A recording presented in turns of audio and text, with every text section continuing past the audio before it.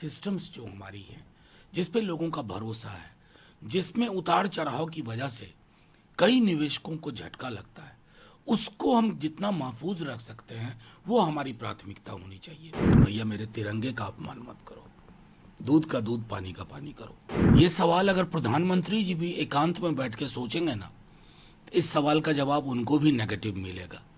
अब कोई जबरदस्ती के पर्दा करता रहे तो मानना, इसे स्वीकार नहीं किया जा सकता। जब से ये रिपोर्ट कल सुबह सुबह जब अखबार में पढ़ा, पता नहीं क्यों मुझे लगा कि इस बार सरकार को थोड़ा प्रोएक्टिव तरीके से काम करना चाहिए।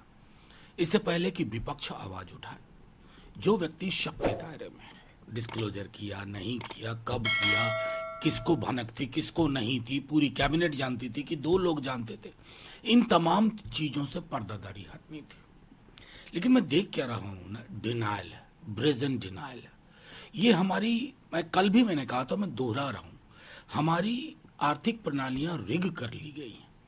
इसकी रिगिंग जिस स्केल पे हुई है, उसमें जिस पर शक है उसके डिनाइल से फर्क नहीं पड़ता।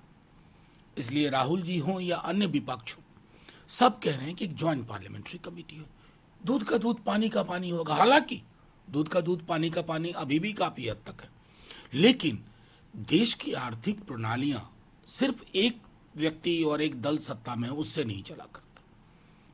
सत्ता कल को बदलेगी, लेकिन इकोनॉमिक सिस्टम्स जो हमारी है, जिस पे लोगों का भरोसा है, जिसमें उतार चढ़ाव की वजह से कई निवेशकों को झटका लगता है, उसको हम जितना महफूज रख सकते हैं वो हमारी प्राथमिकता होनी चाहिए।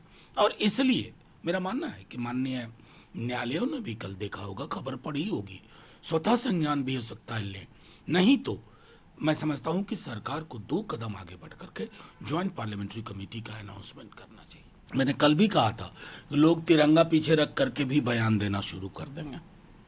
भैया मेरे तिरंगे का अपमान मत करो, दूध का दूध पानी का पानी करो, जेपीसी कॉन्स्टिट्यूट करो, फिर अगर जो आप कह रहे हो उसमें दम है तो वो सामने आएगा। माधवीपुरी बुझ के ज्वाइन करने से 2 साल पहले की घटना है। उस समय ये प्राइवेट सिटीजन थे, उस समय में माधवीपुरी कोई, देखिए उस पद पे वो कैसे पहुंची हैं, आमतौर पर जहां तक मुझे पता है इस पे कोई आईएएस अधिकारी हुआ करता था।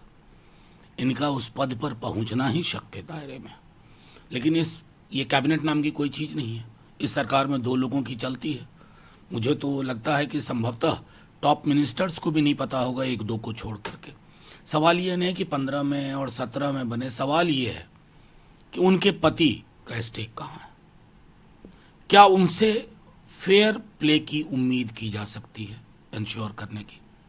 ये सवाल अगर प्रधानमंत्री जी भी एकांत में बैठ के सोचेंगे ना, तो इस सवाल का जवाब उनको भी नेगेटिव मिलेगा। अब कोई जबरदस्ती के पर्दा करता रहे तो मानना, इसे स्वीकार नहीं किया जा सकता।